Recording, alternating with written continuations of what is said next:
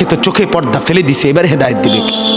এই স্টেজে যদি 100 আব্দুল কাদের জিলানিও আসা কান্দে শিক্ষারে, আল্লাহর কসম তোমারে তো আর কেউ বদলাইতে পারবে না। যদি পারতো তো রাসূলুল্লাহ সাল্লাল্লাহু আলাইহি সাল্লাম তো নবীজির চাচা আবু তালেবকে ইমানদার বানাইতে পারতো।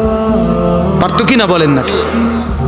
কি পরিমাণ কাঁদা কাঁদছে নবী সাল্লাল্লাহু আলাইহি সাল্লাম আবু তালেবকে কালেমা পড়াবার জন্য কি পরিমাণ কাঁদছে, চেষ্টা করছে। শেষ মুহূর্তে বলছে চাচা চাচা কালেমাটা পড়েন না চাচা। বলছে না, মানুষের কাছে বেইজ্জতি হব, পড়বো না, মানুষ লজ্জা দিবে। আল্লাহ নবী সাল্লাল্লাহু আলাইহি সাল্লাম বলছে কানে কানে বলেন, আমি কাউকে শোনাবো না, আমি শুধু হাসরের মাঠে বলবো, মৃত্যু পর্যন্ত চাচা ওয়াদা দিলাম জগৎবাসীকে শোনাবো না আপনি ঈমান আনছিলেন, কানে কানে কন।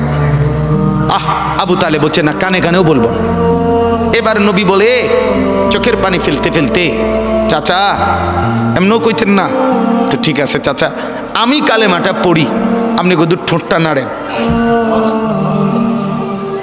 আপনি শুধু ঠোঁটটা নাড়বেন, আমি হাসরের দিন বলবো মাওলা আমার চাচা কালেমা পড়ছিল এজন্য ঠোঁট নাড়ছে, এর সুযোগ দেন।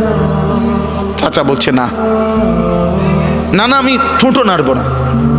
আল্লাহ নবী তখন অঝরে কাঁদতেছিলেন আর চোখের পানি ফেলে বললেন, চাচা আপনি জাহান্নামের আগুনে জ্বলবেন, আমি সইব কেমনে?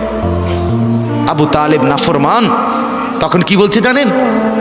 আন্নারু খায়রুম মিনাল আর, মুহাম্মদ মানুষের কাছে লজ্জা পাওয়ার চাইতে আগুনে জ্বলা অনেক ভালো। বাপ নিজেদের জিন্দিগিতে একবার ভাইবা দেখেন, আমিও ভাবি আপনিও ভাবেন এমন আচরণ আমার মধ্যে আছে কিনা। 3 দিন ধরে যে বাড়িতে মেয়ের বিয়েতে ছেলের বিয়েতে যে ডেক সেট বাজাইলেন, কারে খুশি করার জন্য? হ্যাঁ, 1 লক্ষ টাকার গেট, এরপরে গায়ে হলুদের এই নগ্ন অনুষ্ঠান কার জন্য করলেন? বেড়া বেড়ি সব যুবক যুবতী সব একই মাইক্রো প্রাইভেট কারের ভিতরে যাতাযাতি করে বহাইয়া একখান থেকে একখানে নিলেন, কার জন্য? পুরা প্যান্ডেলের ভিতরে একসাথে বেড়া বেড়ি একত্রে খায়, নাচে, গায়, ফুর্তি করে, কার জন্য? শুধু সমাজ, সোসাইটি, পরিবেশ, সোসাইটি মেনটেন করছেন, সমাজ মেনটেন করছেন। ছেলেরা চাইছে, মেয়েরা চাইছে, বাচ্চারা চাইছে, এতে হেতে চাইছে, তো মালিক তিনি কি চাইছিল? ওনার কথা মনে হয় নাই? রাসূল সাল্লাল্লাহু আলাইহি সাল্লাম তার কথা মনে হয় নাই? বলেন, কিয়ামতের দিন নবী সাল্লাল্লাহু আলাইহি ওয়াসাল্লামের কাছে কোরআনে আছে, ফাকাইফা ইদা জিনা মিন কুল্লি উম্মাতিন বিশাহিদ ওয়া জিনা বিকা আলা হাউলা'i শাহীদা। নবীকে বলছে আল্লাহ বন্ধু আপনার উম্মতের প্রত্যেকের আমলনামা আমি আপনার হাতে দেখাবো, আপনার হাতে, আপনার সামনে পেশ করব, আপনি দেখে কথা বলবেন। আমার কাছে সুপারিশ আপনি কইরেন, মানা নাই, কিন্তু আপনি দেখে করবেন। রাসূলুল্লাহ সাল্লাল্লাহু আলাইহি সাল্লাম যদি হাসরের ময়দানে এরকম আমলনামা খুলে উল্টায় আর পৃষ্ঠার পর পৃষ্ঠা দেখে ফজর নাই, জোহর নাই, আসর নাই, মাগরিব নাই, ঈশা নাই, শনিবার রবিবার, মদ জুয়া, অবৈধ উপার্জন, গান বাদ্য, নাটক, সিনেমা, জিনা, ব্যভিচার, বেহায়া, বেপর্দা সব উল্টায়। আল্লাহ নবী সাল্লাল্লাহু আলাইহি সাল্লাম তখন বলবে, উম্মত কি এটা?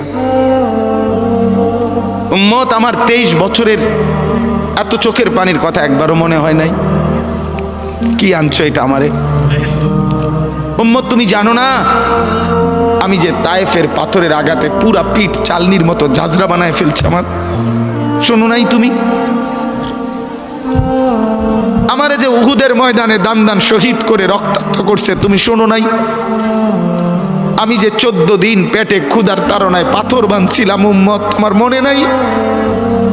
একবারও শোনো নাই আমার ক্ষুধার কষ্ট, আমার পিঠের ব্যথা, আমার দাঁতের ব্যথা, আমার কাঁধে 2টা কড়া ঢুকে গেছে? উম্মত আমার ঘরে 3 মাস আল্লাহর নবীর স্ত্রী আয়েশা বলছে, আল্লাহর কসম উম্মত নবীর স্ত্রী বলছে 3 মাস 3টা চাঁদ উঠছে ডুবছে, রাইনা হেলালান সুম্মা হেলালান সুম্মা হেলালান, 3 চাঁদ 3 মাসে নবীর 9 জন বিবির কারো ঘরে আম্মা জান আয়েশা বলে 1 ফোঁটা চুল চুলায় আগুন জ্বলে নাই।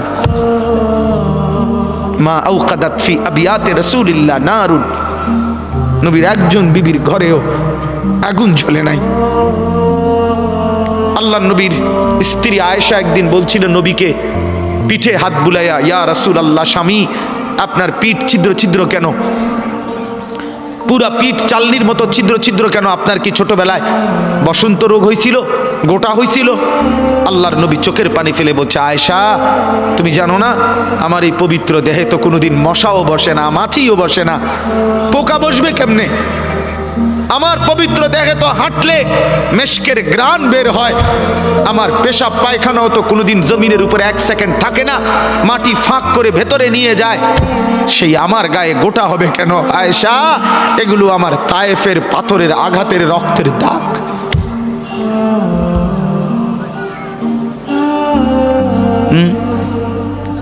হলো না বাপ? কিছুই মনে হইল না? এভাবে ভুলে গেলেন, ভুলে গেলেন? রাসূলুল্লাহ সাল্লাল্লাহু আলাইহি সাল্লামকে একবারও মনে হলো না? আল্লাহকে ভালোবাসেন, নবীকে ভালোবাসেন, আখিরাত চিনেন? এই বাপ, আমি আপনাদের সন্তান, আমার বাবা আপনাদের মহল্লায় 43 বছর এই বড় মসজিদের ইমাম ছিলেন, একদিন 2 দিন না। আমি এই মাটিতে বড় হওয়া ছেলে, এই প্রাইমারি স্কুলের ছেলে, এখানেই বড় হয়েছি। এরা সব আমার আপনজন।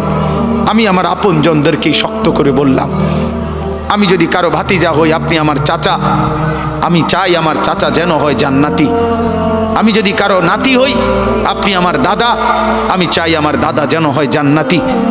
আমি যদি কারো ভাই হই, বন্ধু, তো আমি চাই ভাই, 2 ভাই মিলে একসাথে হই জান্নাতি। আল্লাহ তোমাকেও তৌফিক দেন, আমাকেও তৌফিক দেন।